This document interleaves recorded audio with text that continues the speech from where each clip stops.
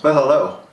I came across this article. It's entitled The COVID-19 Genocide of 2020. It's by Claire Edwards. Now, Claire Edwards used to work for the United Nations, and apparently she discovered this document that was meant for the French army. And she shared it with people. It didn't get much notification, or didn't get much notice as it went on out. It was published and kind of came and went. But it kind of summarizes a lot of what I believe and others believe is behind what's going on here in the world and what's been going on for a while. And I think we'll delve into this a little deeper. I'm going to take it in sections because it's kind of a lengthy report, as you can see here. And I kind of like to start it off with the prelude here that she did with a quote from Robert Kennedy Jr. And it's right here beside me. And I'll let you read that while I'm reading her opening statement here. She said that COVID-19 was long pre-planned and documented with simulations and exercises that were done by Bill Gates and funded by the Rockefeller Foundation.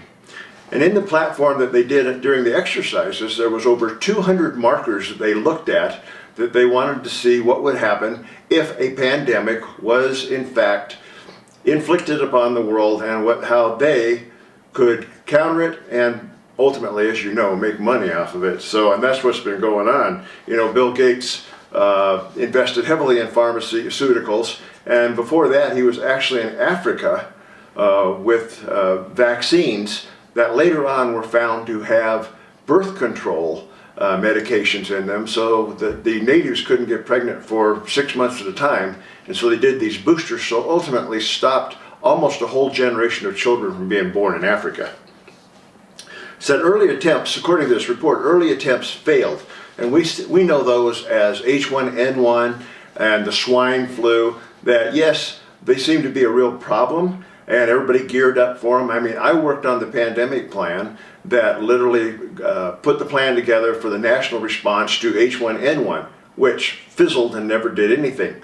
So the World Health Organization, under its new leadership, realized that they couldn't successfully declare a world pandemic if none of these became a threat. So what they did, instead of increasing the COVID, like the COVID germ and some other germs, introducing those, they couldn't rely on them to have the effect they wanted. So they changed the standard for what would be classified as a pandemic.